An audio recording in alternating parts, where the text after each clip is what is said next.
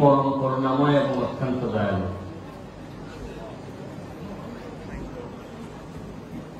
আমি যখন প্রথম আপনাদের এখানে আসি অনেকদিন আগে বাহার ভাইয়ের মাধ্যমে, তখন আমাকে প্রথম পরিচয় করা দেওয়া হয় যে নিজের বলার মতো করে একটি গল্প। কিন্তু আমি বিশ্বাস করে বলতেছি, আমি শুধু আপনাদেরকে খুশি করার জন্য বলছি না, যেভাবে দিন দিন এটা এই নিজের বলার মতো গল্প এগিয়ে যাচ্ছে এই ফাউন্ডেশনটি, আমার কেন জানি বিশ্বাস করতে ইচ্ছা হয় এমন একদিন আসবে তখন সব পুরো বাংলাদেশ বলবে যে এটি একটি বাংলাদেশের বলার মতো গল্প।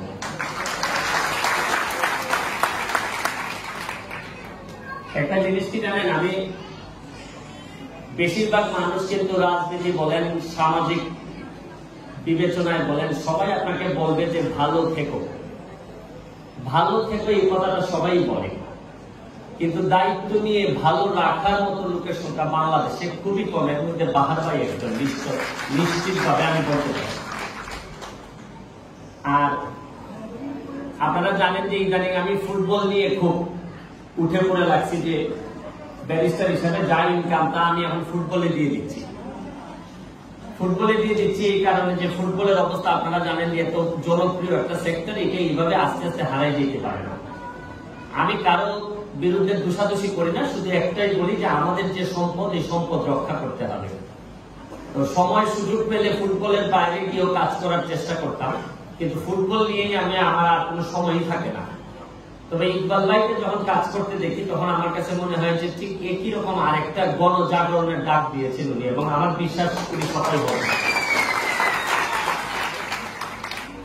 আর ছোটবেলায় আমার মনে আছে যে ওই আমার বাবা ধান ক্ষেতের থেকে ধান আসতো, তো ধান যখন উঠানে থাকতো তো আমি কিছু ধান সরাই ফেলতাম ফুটবল কেনার জন্য।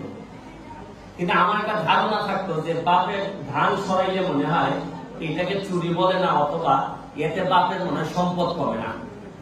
এটা আমি মনে করতাম যে এটা মনে হয় কমে না। ঠিক আমার কাছে এখন মনে হয় কি জানেন, এই যে বাহার ভাইয়ের মতো যারা আছেন, আপনারা যারা কাজ করতেছেন বাংলাদেশের বিনির্মাণে, আমার কাছে মনে হয় যে অল্প চোর যারা আছে আমরা মনে চুরি করে আপনাদেরকে ঠেকাইতে পারবো না। আপনারা এমনিতেই বাংলাদেশকে অনেক চুরি করেন।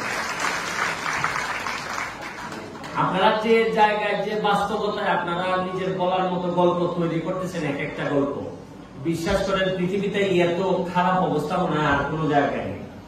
আপনারা যে প্রতিদ্বন্দ্বিতার মুখোমুখি হচ্ছেন, বাংলাদেশের যে প্রতিদ্বন্দ্বিতা, যে স্টেবিলিটি বিহীন একটা সমাজ ব্যবস্থায় যেভাবে আমরা আছি, এই করোনা থেকে শুরু করে বিভিন্ন ভাবে আপনারা যারা এখানে সফল হয়েছেন, আমার কাছে মনে হয় যে আপনারা যারা সফল হয়েছেন তাদেরকে যদি কখনো পৃথিবীর বাইরে কোন মঙ্গল গ্রহে কোন বসতি স্থাপন করা হয়, আপনাদেরকে ওইখানে পাঠাইলে আপনারা সফল হয়ে যাবেন। আমি বিশেষ করে বাহার ভাই এখানে যারা আমাদের দাওয়াত দিয়ে আনছেন, বাহার ভাই আছেন এখানে, তৌহিদ ভাই এখানে, আমাদের আমার ছোট ভাই জাফরি আছে, অনেক গুণের গুণান্বিত। বৃহত্তর নোয়াখালী বা চাঁদপুরের বলে গেল যে চাঁদপুরে আর নোয়াখালীর একটা মিল আছে। আপনি কি জানেন যত ভালো মানুষ আছে বেশিরভাগেরই কিন্তু আঞ্চলিকতা একটা ভালো মিল থাকে। আমি দেখেন না এত জিনিস থাকতে সিলেটি জিনিস কিন্তু ঠিকই চিনে ফেলছি যে এই তুমি সিলেটি না, এবং এই আঞ্চলিকতা থাকাটা কিন্তু খারাপ না, এটা অনেক ভালো। আপনারা আজকে জানেন, আজকে একটু আগে আসার আগে, এই আপনাদের এখানে আসার আগে একটা নিউজ দেখে আসছে, আপনারা হয়তো দেখে ফেলছেন, ওই যে রিফাত হত্যাকাণ্ড, ওই যে এই রিফাত মিন্নি, যেটা তো মিন্নির দেখলাম মৃত্যুদণ্ডে দণ্ডিত করা হয়েছে। তো এইখানে এইটার বিষয়ে আমার একটা টক শো আছে রাতে 8:30টার সময় চ্যানেল আইতে। তো এখন মিন্নির যে ব্যাপারটুকু, ধরেন মিন্নিকে যদি বিশ্বাস করা হয়, যদি বিশ্বাস করা না হয় তাহলে তো মিন্নি খালাস হয়ে যেত, যে না মিন্নি এটার সাথে জড়িতই না। আর যদি সত্যিকার অর্থে বিশ্বাস করা হয় যে মিন্নি এটার সাথে জড়িত, সাক্ষী প্রমাণে যদি এসে থাকে, আমরা তো জানি না, আমরা জাজমেন্ট দেখলে বুঝতে পারবো যে কি কারণে মিন্নিকে এখানে প্রমাণিত করা হয়েছে যে সে এটার সাথে জড়িত। তাইলে মিন্নি যদি কোনো কারণে জড়িত হয়ে থাকে, তাইলে দেখেন 3টা হত্যাকাণ্ড এখানে। একটা হচ্ছে গিয়ে রিফাত মারা গেলে এটার জন্য একটা মার্ডারের দায়, আর একটা হচ্ছে গিয়ে মিন্নি যদি জীবিত মানে এটার সাথে জড়িত থেকে থাকে, তাইলে ওয়াইফ কর্তৃক হাজবেন্ড মারার আরেকটা দায়।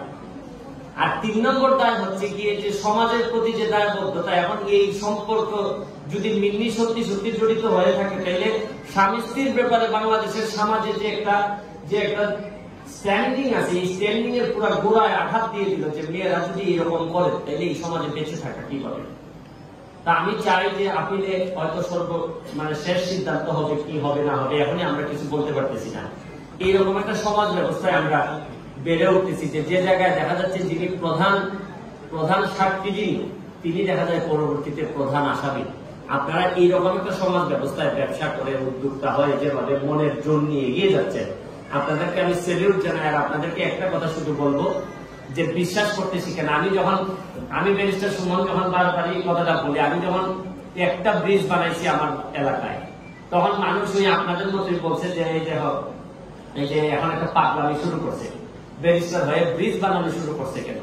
আমি আগামী পরশুদিন শুক্রবারে বাড়ি যাব, গিয়ে শনিবারে গিয়ে আমি আমার ব্যক্তি টাকা দিয়ে 32তম ব্রিজ আমি উদ্বোধন করতে যাব।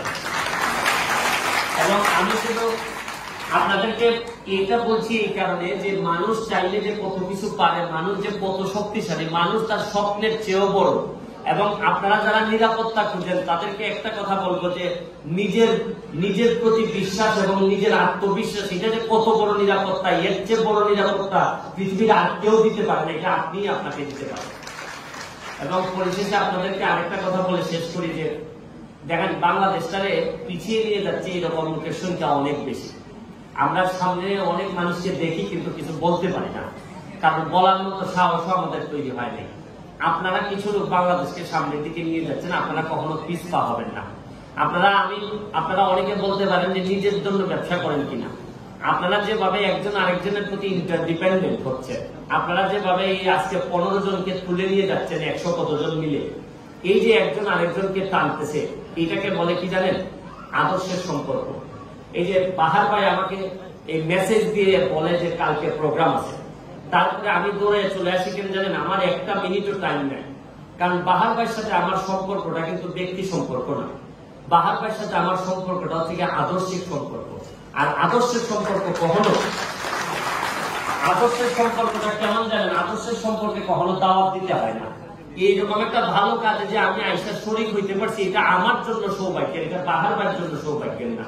যে এরকম ভালো কাজের সাথে যদি আপনি সাক্ষী হিসাবে থাকতে পারেন, তাও আপনি মনে করেন যে আপনি বাংলাদেশে যদি মনে করেন যে আমি যে ব্রত আমার মধ্যে আছে, আমি ফুটবলার, আমার এলাকা নিয়ে একটা ব্রত আমার আছে যে জন্মের পরে যে ফুটবলার যে এলাকা আমি পাইছি, আমি আমার মৃত্যুর আগে এর চেয়ে ভালো ফুটবল এবং আমার এলাকা রেখে যেতে চাই। এটা আমার ব্রত। এবং আমার বিশ্বাস আপনারা ব্রত নিয়ে না থাকলেও নিজের বলার মতো করে গল্পকে যারা বুকে ধারণ করে এগিয়ে যাচ্ছেন, তারা নিশ্চিত করে আমি বলতে পারি, আপনারা এটা বিশ্বাস করেন আর না করেন, আপনারা জন্মের পরে যে বাংলাদেশ পাইছেন তার চেয়ে ভালো বাংলাদেশ আপনারা রেখে যাবেন, এইটা আমি বলতে পারি। আপনাদেরকে অনেক বেশি শুভেচ্ছা। এবং জীবনে যে কোনো জায়গায় যদি লাগে, আমাকে যদি কখনো মনে হয় বাহার ভাই যদি ডাকেন বা না ডাকেন, আমি মনে করি যে কিছু কিছু সময় আছে ব্যক্তি কিন্তু প্রতিষ্ঠানের চেয়ে ঊর্ধ্বে উঠে যায়, আবার কিছু কিছু সময় আছে প্রতিষ্ঠান পুরো দেশের উপরে উঠে যায়। আমার কাছে মনে হয়েছে যে আসলে কোনটা যে হবে নিজের বলার মতো গল্প, এটা বাহার ভাই কি প্রতিষ্ঠানের রূপ দিবে, নাকি এই প্রতিষ্ঠানটাই বরং বাংলাদেশের কাছাকাছি চলে যাবে? এই দোয়া শুভকামনা রেখে আজকের মতো বিদায় নিচ্ছি। ভালো থাকবেন, সুস্থ থাকবেন। Thank you.